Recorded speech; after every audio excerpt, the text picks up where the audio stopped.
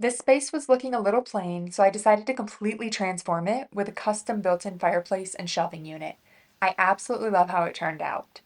In this video, I'll take you step by step through the entire process, from framing and drywall to installing the fireplace and finishing the shelves. If you've ever wanted to tackle a project like this, stick around. I promise it's easier than you think. Let's get started. I installed the framing for the shelving units before I installed the center framing for the fireplace. My plan was to make a shelving unit box that would fit into that framing. I simply needed a platform for the box to sit on and framing on either side. I made the platform out of 2x6 lumber and the framing out of 2x4 lumber. I secured everything to the floor and wall studs. For my project, I decided to go with the PuraFlame Alice 60-inch electric fireplace based on the real flame look and price point. I started by looking at all the requirements for the electric fireplace. The installation manual stated that the frame should be constructed of 2x6 lumber. The only other requirement was that there should be a minimum of 8 inches of clearance between the top of the fireplace and the bottom of the television or mantle. This gave me a lot of freedom with the design of my built-in. For the horizontal dimension of the framing, I knew I wanted to have some white space between the fireplace and the shelving units. Therefore, I made the frame roughly 68 inches wide. This gave me about 7 inches between the shelving unit and the fireplace. I chose to assemble the framing in my living room since it will be extremely heavy once fully built. Moving it afterward would be a challenge, so I figured building it in place and standing it up once it's finished would be the best approach. To assemble the framing, I used construction screws. I assembled each horizontal section and secured them to one of the vertical members. After all of the horizontal sections were assembled and attached to the one vertical member, I then attached the second vertical member. This made it easy for me to assemble the entire center unit without struggling to fit everything together. Once the center framing was complete, I stood it up and slid it into place between the existing framing.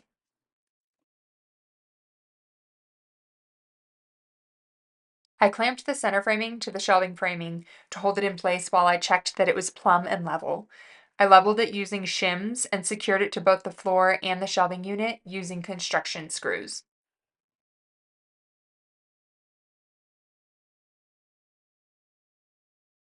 With the framing in place, it was time to start making it look pretty. If you've never worked with drywall, cutting and installing it is pretty easy. Finishing it, though, is another story. To cut drywall, simply score it with a utility knife, bend the drywall on the score line, and then cut the paper on the other side of the drywall. The first piece of drywall that I installed was in the soundbar opening. I wanted a recessed space, so I secured the drywall to the inside of the framing. I held the drywall in place using clamps and secured it to the framing using drywall screws. For the television opening, I wanted something a little more durable than drywall. I decided to place a piece of 3/4 inch plywood in this spot since it might be used to store television equipment. I then wrapped the rest of the television opening with drywall. Once all of the drywall was installed on the recessed openings, I could install it on the front face of the fireplace built in.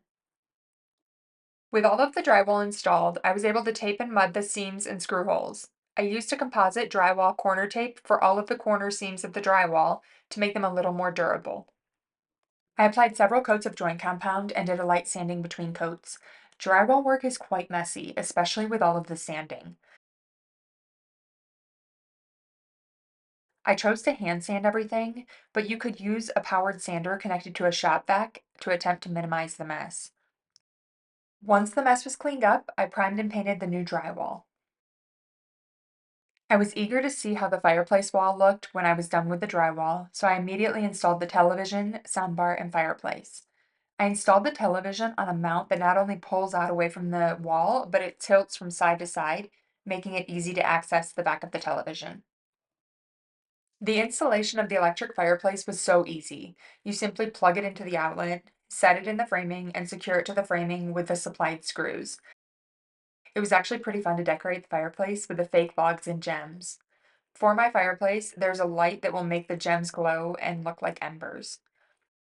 Once everything was in place, my husband helped me install the glass cover. The fireplace is in and looks great. Time to work on the shelving units. I installed red oak on my kitchen pantry wall and island, so I wanted to stick with red oak for the shelving units. In order to save a little money, I decided to use red oak plywood for both the box and shelves. I started by cutting the plywood pieces for the shelving box. To make the shelves look like thick pieces of wood, I decided to glue 2 pieces of 3/4 inch plywood together. While you can use edge banding to conceal the plywood edges, I wanted to be sure that the front edge of the shelves matched the finish of the shelves themselves. I did this by ripping my plywood on my table saw at a 45-degree angle. Making alternate angle rip cuts on the plywood, I created a triangular strip for the front of the shelves. With everything ripped, I cut the shelving pieces and front strip slightly larger than the finished shelving dimension. This would allow me to make a precise cut once the shelves were fully assembled.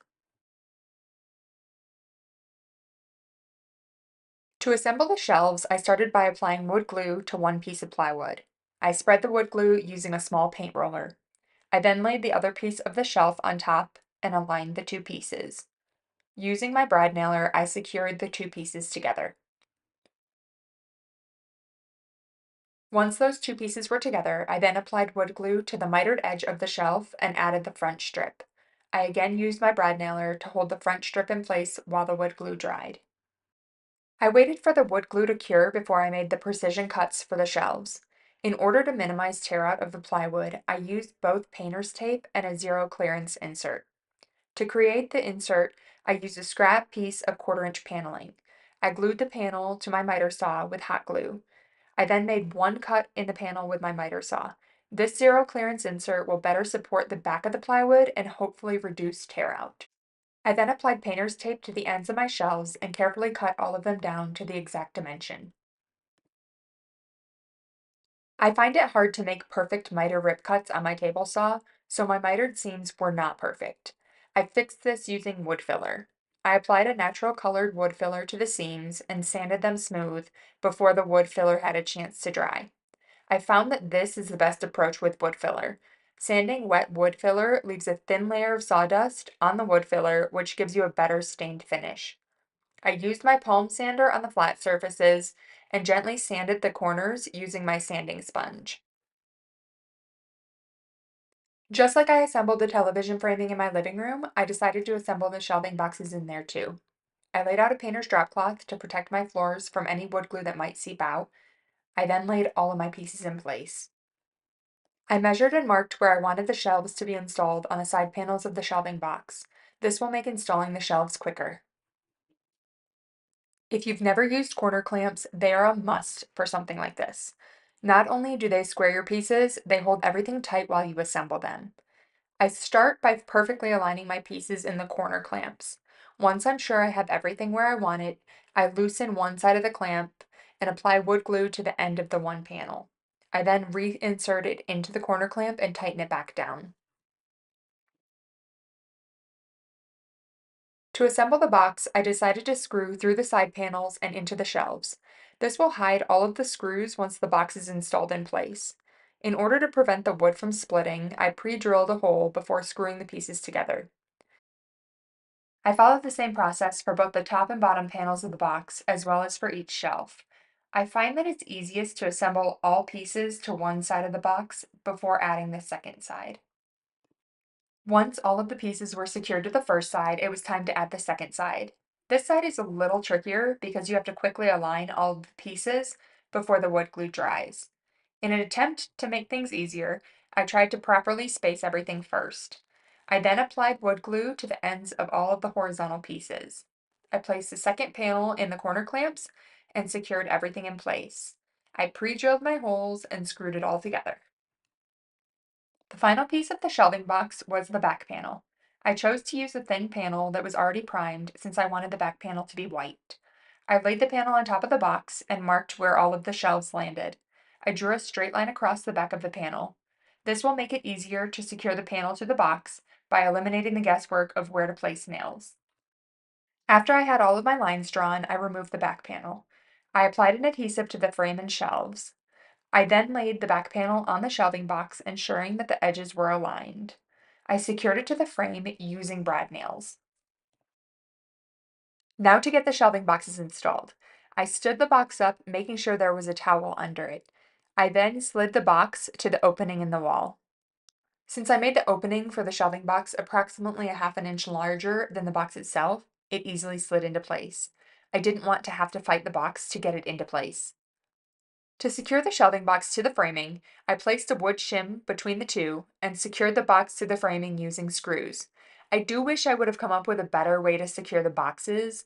I probably should have drilled holes to allow for a plug to conceal the screw. I did, however, sink the screws deep enough that they could be covered with a filler. Once it was secured in place, I cut the shims using a flush cut saw. In order to cover both the raw plywood edge of the shelving box as well as the gap between the shelving box and the drywall, I chose to install a 1x2 oak face frame. I cut my 1x2 boards down to size with mitered cuts at the corners. I quickly sanded the 1x2 boards with my palm sander before I installed them. I just wanted to smooth out the surface and remove any sharp edges. To install the face frame, I applied wood glue to the raw plywood edge of the shelf box and secured the trim using brad nails.